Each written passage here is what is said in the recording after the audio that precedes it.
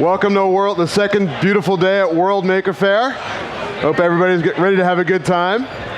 This is Getting Started with Arduino. My name is Andrew Terranova with Make. Let me just ask by a show of hands, who would consider themselves an expert on Arduino?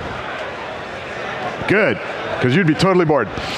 Who would consider themselves basically a complete beginner at Arduino? Okay, you are in the right place. Who would say that they're sort of a little bit dangerous intermediate Arduino? Okay, good. So, what can you do with an Arduino? What is it? Okay, so an Arduino is just a little computer on a board. It's a little microcontroller or microprocessor. And it has inputs and it has outputs. So what can you do with it? Almost anything you want, right? So you can prototype a cool circuit. You can take some cool old toy and hack it and make it do something that it was never intended to do. And I think most importantly, you can learn with it.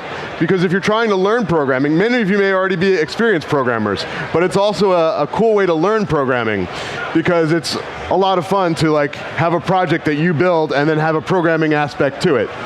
So let's just talk a little bit about some examples. This is the Monkey Couch Guardian, and I'm going to talk about inputs, processing, and programming, and outputs quite a bit. So the Monkey Couch Guardian has a processor that a sensor to know when somebody's in front of it, right? So that's the input. And then it has a program running looking for something from that sensor. When it sees it, it knows to do something with the output. The output will run the motors to make it clap in a kind of creepy, scary fashion. Right? So there's input, programming, output. Same thing here, secret knock gumball machine, right? Instead of putting in a coin, you have a secret knock. It knows to listen to that pattern of knocks. That's its input, the sensor. Then it's waiting for that. It processes it, says, okay, you got the right knock. I'm going to fire off a little control to run a solenoid, a little electric solenoid, and then it opens and spits out a gumball for you, right? Input, program, output. Okay? Another example, okay, you can have a sun logger, right? So it could be sitting out there with a little photo sensor and telling you if it's dark or light outside, right? And logging the data. Okay? Now, interesting thing I'm going to talk about a little bit more about inputs. There are different kinds of inputs on an Arduino. There's digital input and output. There's also analog input. Okay? So the difference on inputs, a digital is like on or off, 1 or 0, right? Analog is like a range of values. So for example, with the sun logger, if you just want to know, is it dark or is it light, that's digital. If you want to know how bright it is, that's analog, okay? Now, there's not really an analog output, but there's sort of a cheat for that. It's called pulse width modulation. So let's say you want to turn an LED on. That's digital, you just turn it on, it's on. If you want to turn it on to a certain level of brightness, since you can't do less voltage, what you do is you can pulse it. So instead of being on all the time, for a given period of time, it's on in pulses. So if it's on 50% or half the time, then your LED is at half brightness. Less percent time, then it's less bright, more percent, it's more bright, right? So that's called pulse width modulation, or PWM. And you'll see a little bit more about that in a minute. Okay, where can you learn about Arduino? I would say the best place to start is just go to Arduino's website, arduino.cc. They've got resources to learn there. There's also many online tutorials that you can find that are really, really helpful. I go back to Arduino's webpage all the time when I need to look up how a command works. Also, there are some good books and resources. Actually, at the Maker Shed, you can pick up Getting Started with Arduino. There's also a kit that comes, that's a good place to start. And if you like robots, I love robots. If you like robots, you can get Make an Arduino Controlled Robot, which is a pretty cool book. All right.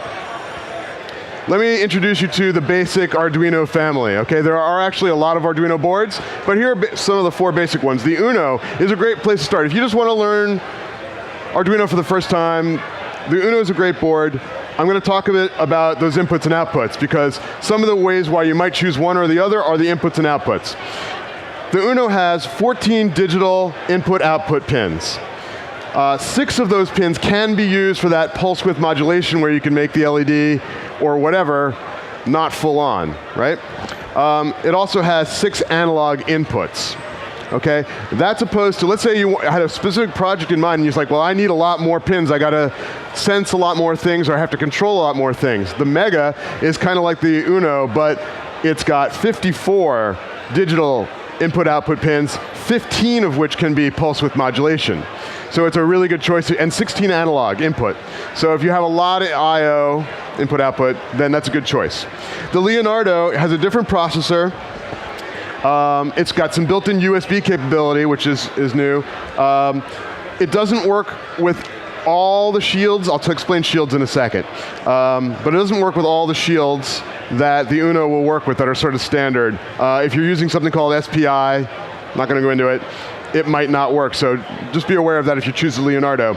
But it has 20 digital I/O, 7 of which are PWM, 12 of which are analog. The Due is a different processor. It's a faster processor, 84 megahertz versus 16 for the others.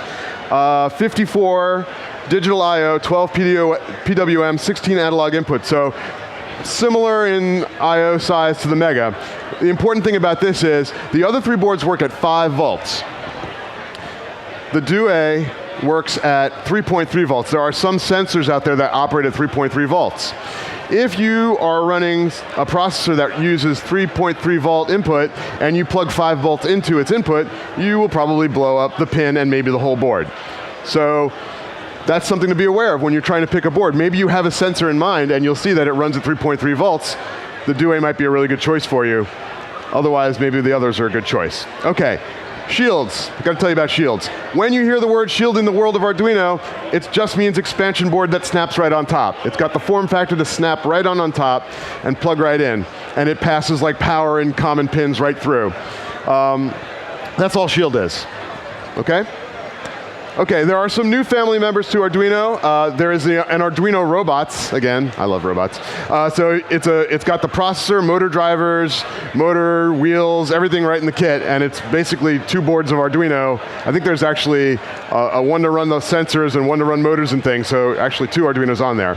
Another cool new product that was just announced in May at Maker Faire Bay Area and is available for sale for the first time in the US here at the Maker Shed is the Yun. This adds Wi-Fi capability, and also interestingly, it's got another chip running like Linux, Unix on it, and there's like a special little bridge library in between that. I'm not going to go into depth about it, but if you're interested in Wi-Fi and Linux and bridging those worlds, that's a good board to look at. Okay, there are just a couple of other boards you might hear about. Briefly, it's the Explorer, the Arduino Ethernet, the LilyPad, the Micro, the Nano, the Mini, the Pro Mini, and the Fio. Everybody got that? No, of course you don't.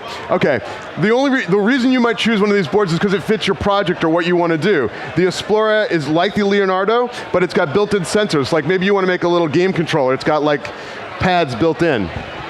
The Ethernet, if you have a project where you want built-in Ethernet and you know you want that, you might go for the Arduino Ethernet, although you can get a shield for the Uno that's got Ethernet. The LilyPad is that little round form factor. It's really cool. It's only about this big. Great for wearables. You want to make a controlled blinky badge or build something into an article of clothing or a stuffed animal. It's great. It's got holes you can sew right in. It's really cool. And there's various versions of that. The Micro, the Nano, they work on different voltages. They're very small. They're minimalistic. They're good for embedding. I'm not going to go into the details. The only other one I'll mention something about is the Fio has a wireless protocol called XB built into it. So if you want to work with wireless communications, the Fio is a good choice. Okay? That's it. Okay, here's what the basic Arduino is. I'm going to just show you around the board. There's a reset button along the top. There's a header of pins. Those are the digital I/O pins we've been talking about. In the middle there, that long chip, that's the brain, that's the processor. Along the bottom are the power and analog input pins. And then on the side there is USB power, as well as programming jack, and also like if you want to, a lot of times when you're programming it, you power it right off your computer, and then you can plug it into a wall or run it off batteries off the jack.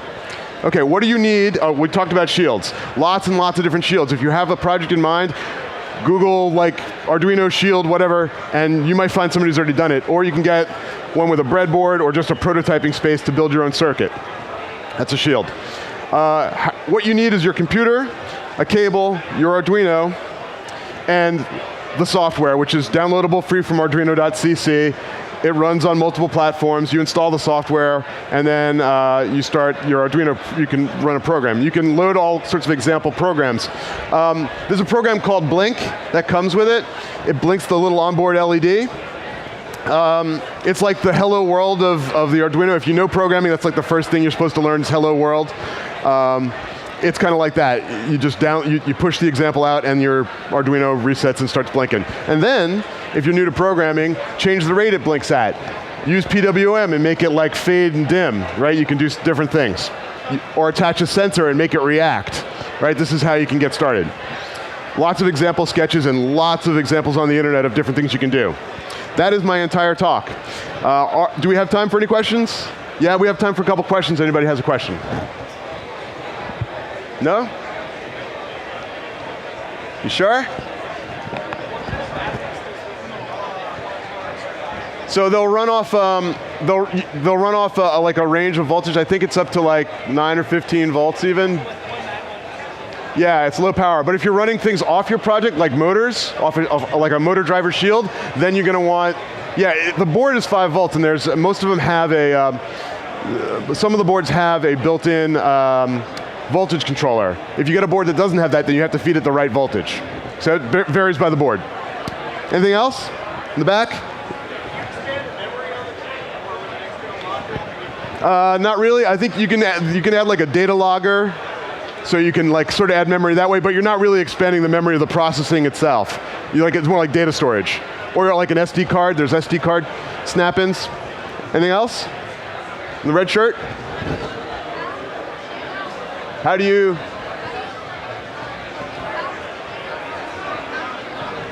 Power to the? Oh, the Nano. There's pins right on it. You just kind of plug it in. I actually have never worked with the Nano, so I'm not sure. I'm not sure. Actually, Arduino's webpage. 1 second. If you go to Arduino CC and you click on products, there's a detailed description of each one, including the power inputs required. So that's a great resource for you to use. Yes, sir.